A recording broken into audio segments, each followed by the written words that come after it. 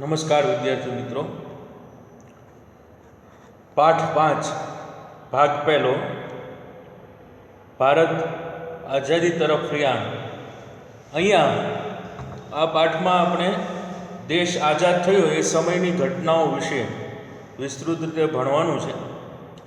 એટલે કે ઘટનાઓ છે એ પણ આપણે ઝડપથી ટૂંકમાં અને ઘણી બધી મહત્ત્વની ઘટનાઓ વિશે આપણે ભણવાનું. ઘટનાઓ એટલે એ સમયમાં ગાંધીજીએ કરેલા સત્યાગ્રહો અને એના પરિણામે દેશને આઝાદી મળી ત્યાં સુધીની જે સમગ્ર લડતો છે, સ્વાતંત્ર્ય સંગ્રામો છે, એના વિશેની વાત અહીંયા આ પાઠમાં કરવાની છે. ભારત આઝાદી તરફ પ્રયાણ.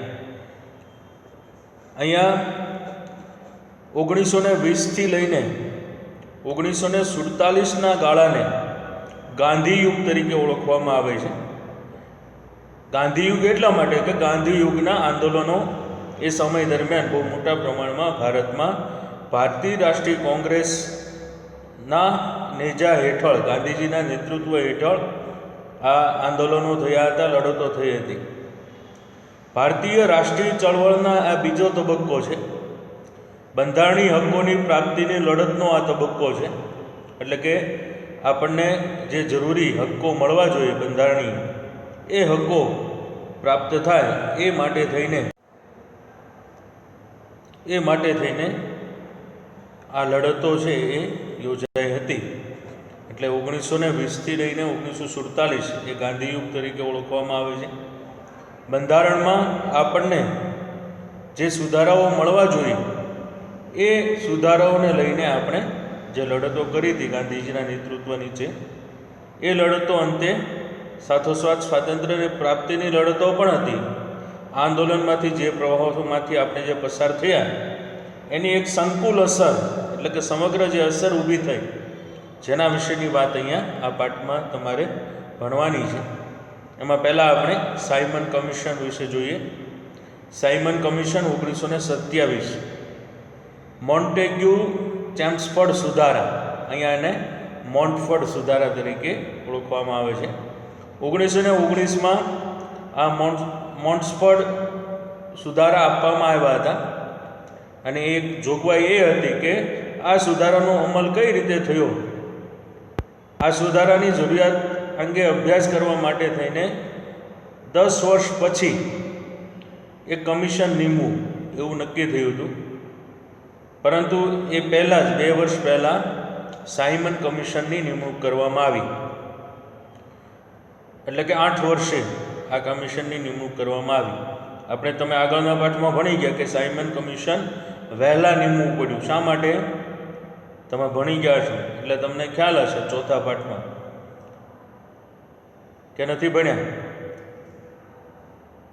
સામાન્ય રીતે આપણે અગાઉ જે પાઠ ભણતા હોઈએ છીએ એ અને પછીના પાઠ, આ બંને પાઠ વચ્ચે સંકલન હોવું જરૂરી છે.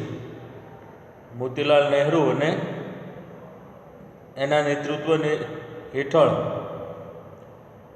જે સંસ્થાની સ્થાપના કરવામાં આવી હતી, જેના વિશે આપણે અગાઉ સ્વરાજ પક્ષ વિશે ભણી ગયા છીએ.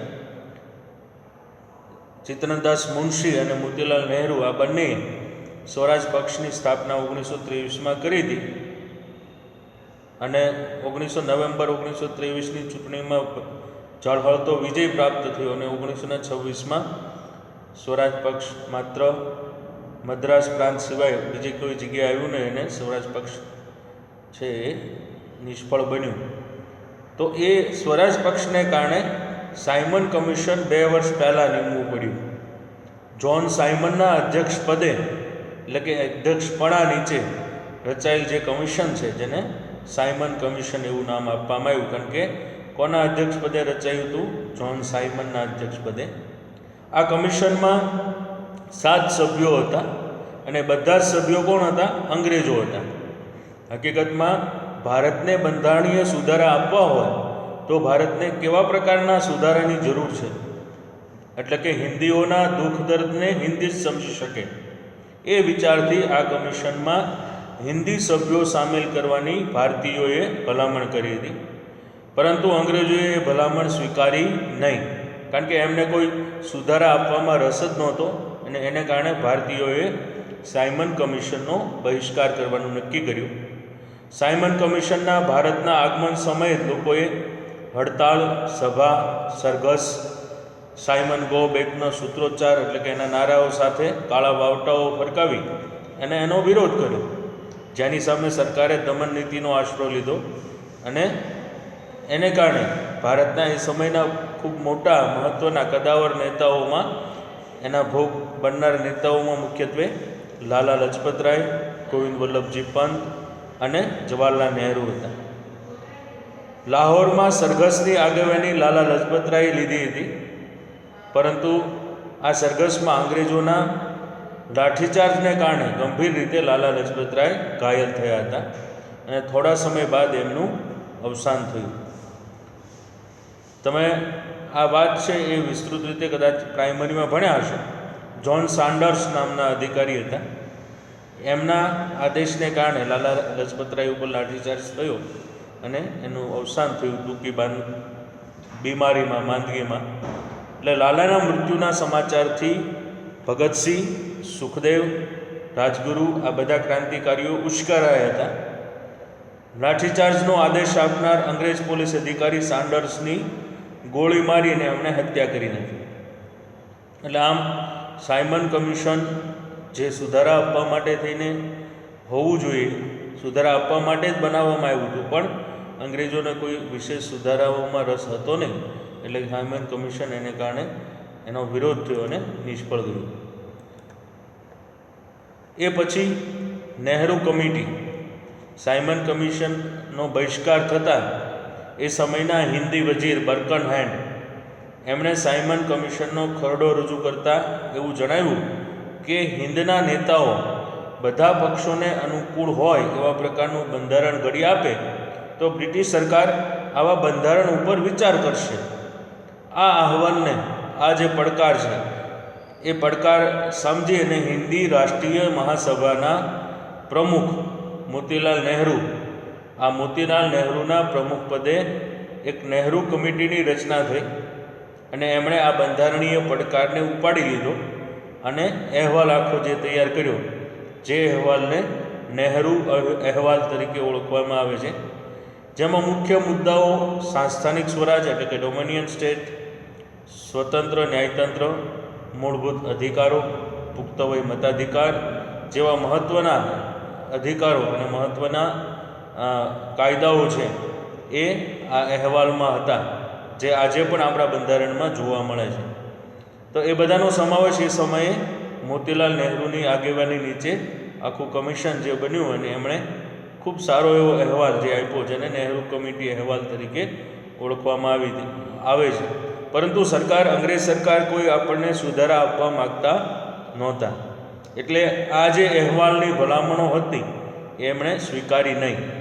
ફક્ત કહેવા ખાતર જ એમણે આ અહેવાલ આપવાની વાત કરી હતી, પણ એ અહેવાલ આપણે રજૂ કર્યો, આમ છતાં પણ અંગ્રેજોએ અહેવાલને સ્વીકાર્યો નહીં. એટલે હિન્દી રાષ્ટ્રીય મહાસભાના એ સમયના જે યુવાન નેતાઓ હતા, જવાહરલાલ નહેરુ, સુભાષચંદ્ર બોઝ, આ બધા સક્રિય થયા અને પૂર્ણ સ્વરાજની માંગણી 1929માં મૂકવામાં આવી. હવે અમારે ડોમિનિયન સ્ટેટ એટલે કે સાંસ્થાનિક સ્વરાજ નથી જોતું, પણ સંપૂર્ણપણે સ્વરાજ જોઈએ. હવે તમને સમજાવી દો, આ ડોમિનિયન સ્ટેટ એટલે કે સાંસ્થાનિક સ્વરાજ શું કહેવાય, કોને કહેવાય, એ તમે કદાચ જાણતા નહીં હો તો થોડી બે લીટીમાં, બે શબ્દોમાં હું તમને એ વાત કરું.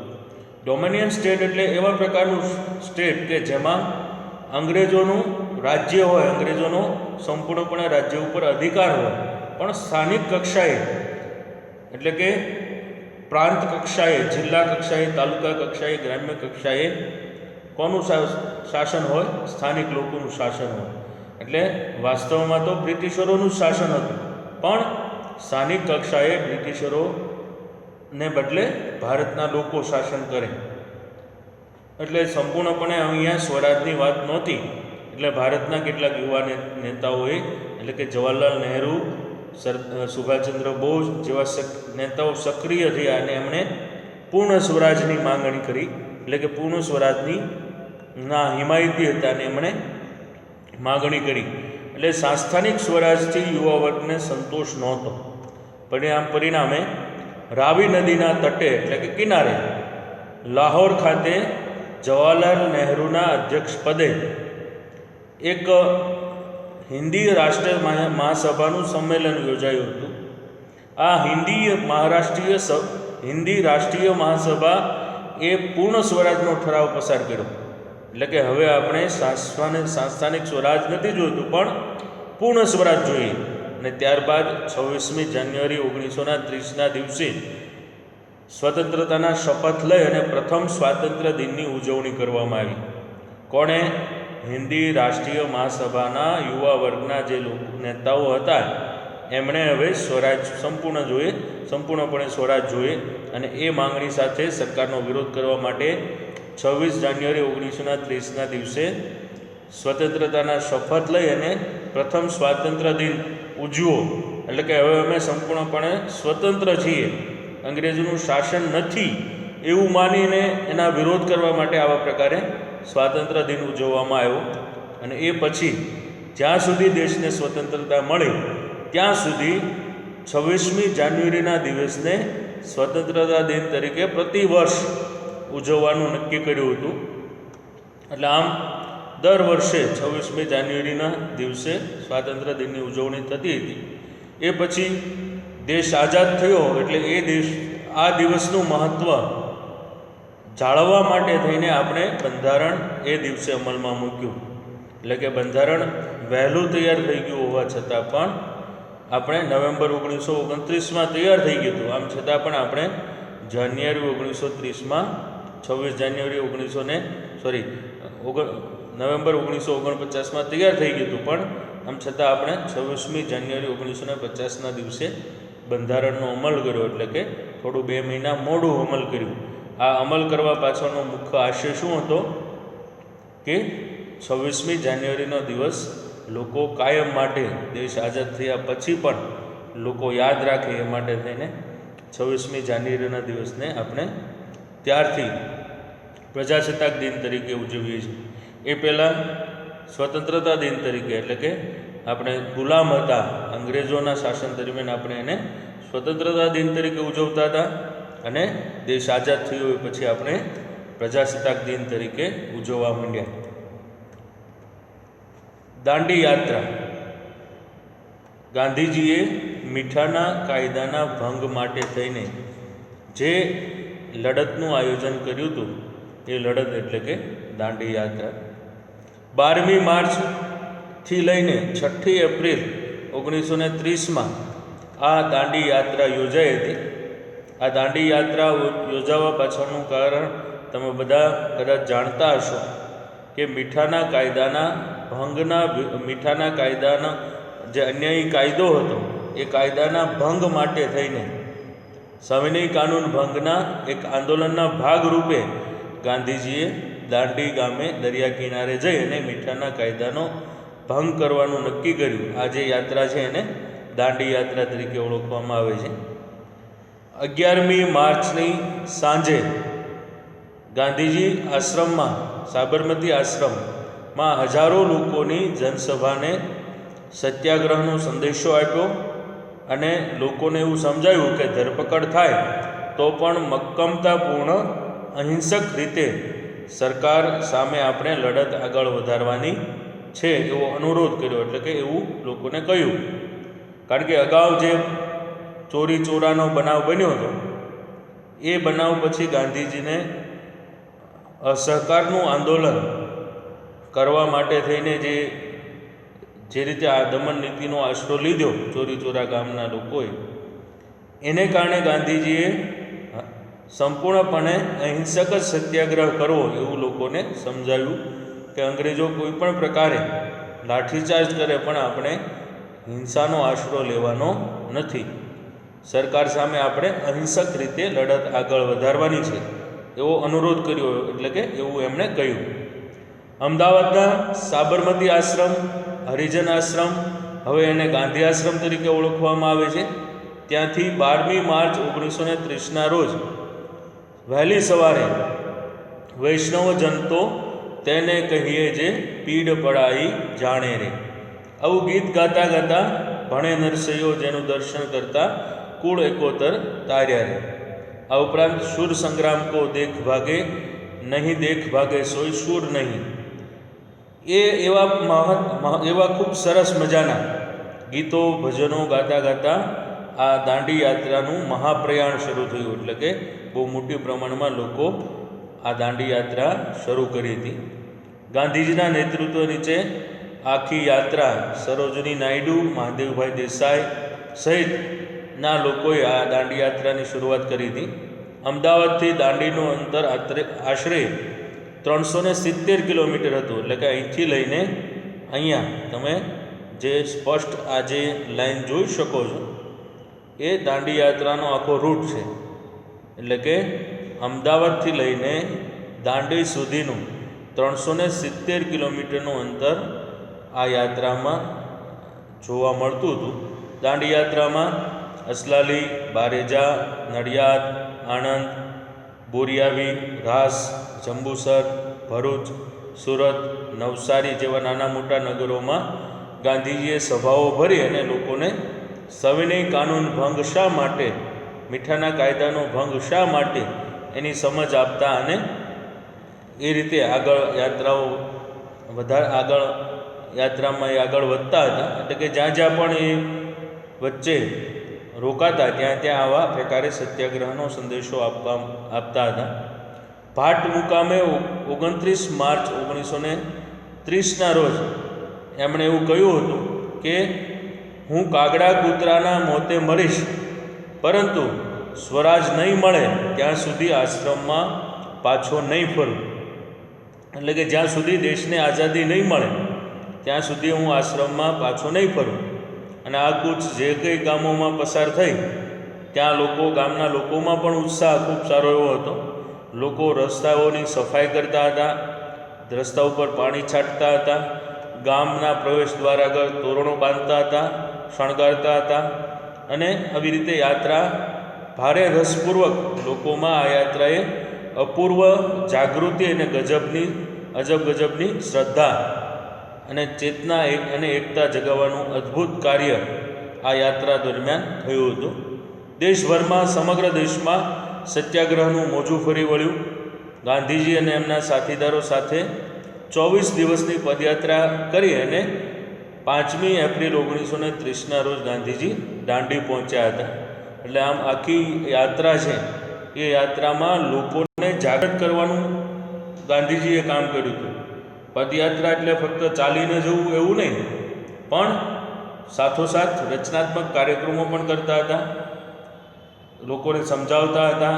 હિન્દુ મુસ્લિમ એકતા, ઘેર ઘેર રેડિયો ફરતો કરવો, અસ્પૃશ્યતા નિવારણ, સફાઈ, આ બધી બાબતોનો સંદેશો લોકોને આપતા હતા. સવિનય કાનૂન ભંગ શા માટે, હવે તમને સમજાવી દઉં. સવિનય કાનૂન ભંગ કદાચ તમે અગાઉ ભણ્યા હશો. સવિનય એટલે કે વિનયપૂર્વક કાયદા કાનૂનનો ભંગ કરવો, એટલે કે સરકારી કાયદાઓનો ભંગ કરવો. શા માટે? તો કે અંગ્રેજ સરકારનો વિરોધ કરવા માટે, અંગ્રેજી શાસનનો વિરોધ કરવા માટે થઈને કાયદા કાનૂનનો ભંગ કરવો. એ પ્રકારે આખું આંદોલન ચાલ્યું હતું ને એ આંદોલનના ભાગરૂપે ગાંધીજીએ દાંડી યાત્રાનું આયોજન કર્યું હતું. વધારે માહિતી હવે પછીના પાર્ટ 2માં આપણે દાંડી યાત્રા વિશે ભણીશું. આભાર. વિદ્યાર્થી મિત્રો, સૌને નૂતન વર્ષાભિનંદન, દિવાળીની શુભેચ્છાઓ અગાઉથી આપી દઉં એડવાન્સમાં. તમે બધા વેકેશનમાં અભ્યાસ કરતા રહેજો. તમને બધાને પ્રશ્નો પણ મળી ગયા હશે. એસાઇનમેન્ટ તમને બધાને આપ્યો છે. એ અસાઇનમેન્ટ તમારે ખૂબ સારી રીતે, સારા અક્ષરે ફૂલસ્કેપમાં 200 પેજના ફૂલસ્કેપ ચોપડામાં તમારે આખો અસાઇનમેન્ટ સારા અક્ષરે લખવાનો છે.